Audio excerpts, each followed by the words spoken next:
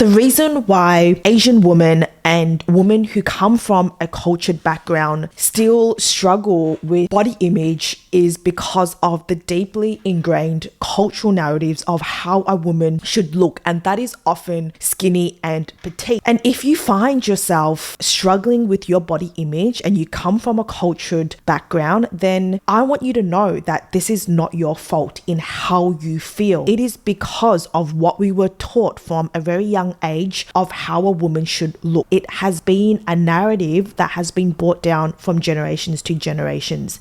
And I share this with you because I myself have a lot of struggles with my body image in my 20s, where I suffered a lot of body image because of the comments that were made from relatives, from family. I took these comments to heart and I was chasing unrealistic body ideals just so that I could make other people happy and to fit in the cultural and society norms of how a woman should look. But I no longer have those expectations dictate how I look and feel. More importantly, it's me building the relationship with myself, which I will share with you in this video. And it's not only me that has gone through this experience, but I work with many women who still struggle with body image just because of what their relatives have said about them. Sometimes unsolicited comments can really hurt us. And I really want to share this video now because recently I firsthand have experienced comments that have been made about me.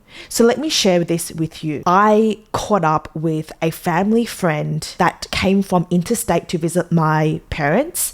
The last time that I saw this family friend was 2 years ago. Me and my family went interstate to see them. 2 years ago, I was in a bodybuilding prep where I was prepping for a show, and that meant that I was quite lean. So I did a bodybuilding competition last year, but I took a long time to prep for it. And fast forward to 2 years, which I saw that family friend recently.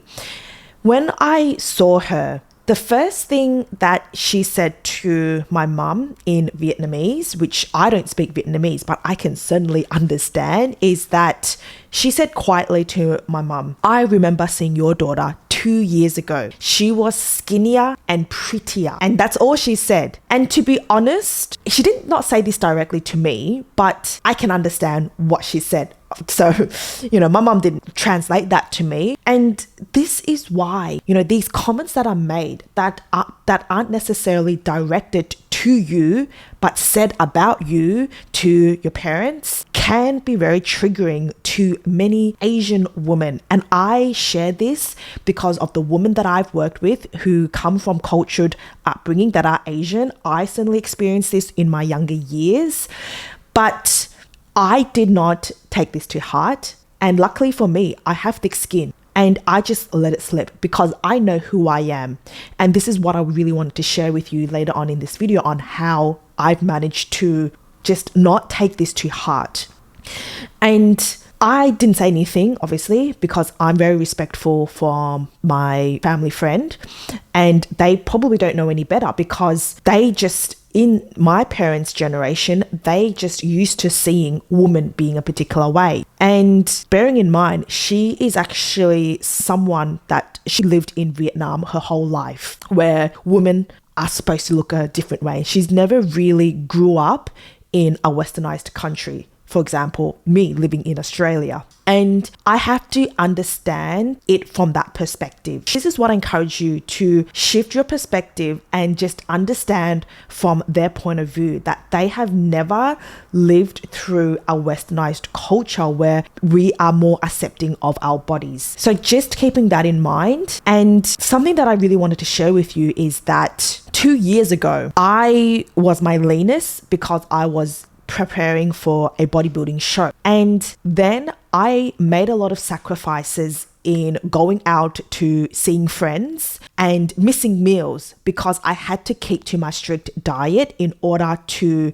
look my best for my competition. So just letting you know that a bodybuilding show, you have to be as strict and as accurate to your plan. You can't deviate it from it. That's the whole point of doing a bodybuilding competition. I was just going through that phase for reasons of just building mental strength and committing to the process. So that was just a phase. And I know of women that are in that mindset without having a competition in mind, doing it to fit into cultural norms and society. And this is where women have that poor body image because of comments that are made, of cultural expectations, of society conditioning as well, especially in social media these days. We often see lean physiques and we want to immediately look like them. And bearing in mind, I just really wanted to share this, that the fitness models that you see, the fitness influencers that you see, myself, I don't consider myself a fitness influencer. I like to call myself an educator and a leader in the fitness space to really educate and empower women. But this is basically our jobs. We have time to go to the gym and this is what we do full time. And if you are listening to this, you probably most likely have a 9-to-5 job and you work full time. That's your main job. And the other times that you go to the gym, and that is a huge commitment. And that's the general population. So please don't compare yourself and think that just because these fitness influencers have such amazing physiques is because they do have the time to put into their physique. Just keep that in mind. So coming back to that lean physique, yes, I've made sacrifices. I wasn't able to go out with friends or family, and I had to stay regimented to my routine of getting my steps in, training and sticking strictly to my macros and calories in order to look my best on competition day. And fast forward to this year, I did compete last year. At the end of April, I reversed out of it because competition lean is not sustainable at all. And I'm just in a phase right now where I am pretty much on my heaviest end in my building phase. I am in a building phase right now. So you could imagine that 2 years ago being in prep mode and right now where I'm not in prep mode and I'm building, but I am enjoying life. I have more flexibility. And I just recently had one of my best friend's daughter's 100-day celebration, and I was able to go to that, socialize, and of course, I was mindful of the food that I was eating. I'm able to enjoy life much better. And it is really about finding that balance, because even though I say that right now, I live and breathe fitness. Fitness is my lifestyle. I still train just as hard. I look after my body, nourishing it with nutritious meals because I need the energy to support not just my training, but my day-to-day function. I still get my steps in. I still do my best to get optimal sleep. I make sure that all of this is in place. I am strong. I am fit. I am healthy, especially in the mind, which is the most important thing. I have the balance of still managing to go out and socialize with my best friends and family, and really having those memories with family and friends. I'm just at a different phase. This is something to remind yourself as well, and this is what I remind myself when I recently received that comment. As I mentioned, luckily I have thick skin to not let that comment affect me because I know who I am, and I truly believe that having and building thick skin, and if you receive these comments that aren't necessarily directed to you, but you know that they're talking about you, is to develop thick skin. Because let's be honest, we can't change the generations. That it's not even their fault. It's just been brought down from generations, and that is what they have learned in their lifetime. And because we are so fortunate to live in a world with so much opportunity, embracing body positivity. And when I say body positivity, yes, we are about embracing our body as we are, and still looking after ourselves from a health point of view. So with that being said, it is up to us to break this generational, this toxic generational cycle of how a woman should look. It is up to us. And I really wanted to share that it all comes down to your journey to build your best and strong relationship with yourself. And for me, and how I help my clients is through lifting weights. And I share this from my experience and the women that I've helped with, because I truly believe that lifting weights is the catalyst for building strength from within, and not just strength from within, but confidence and self-love, which is so important to working on the best relationship with yourself. That is so important. Whatever it looks like for you to get there, it could be anything, but for me, it is lifting weights. You know, when people hear about lifting weights, going to the gym and training, they think big muscles, they think woman bulky. This channel is all about educating you that lifting weights goes far beyond the physical transformation or the physical changes. Yes, you will build muscle. Yes, you will get strong. I'm not here to encourage you to become bodybuilders or, go do that extreme to do a bodybuilding show or to put on huge amount of muscle. That's quite different. That is more leaning towards being an athlete. I'm talking about everyday general population people where strength training is so necessary to build muscle, to protect our bones and joints, especially as women. We need to strength train. There's so many benefits other than just physical appearance or physical change. It is about physical health, strengthening your bones and joints so that we're mobile, strengthening your muscles to protect your bones and joints, especially as women. As we age, our bone mineral density will decrease. It's just a fact. And women are more prone to osteoporosis just because our bone density will decrease. So it is so important for women to be strength training to protect our future self. We might not see it now because, we're young and we're capable and we're agile, but this is to really bulletproof your future self. And I really do encourage more women to see lifting weights for that. I'm talking about everyday general population people, not athletes. And that is you who I'm talking to. So I come from a cultured background. Besides the physical changes in your body, like yes, you will achieve fat loss, you will build muscle, you will get toned, you will get all of those with lifting weights. That's a great thing about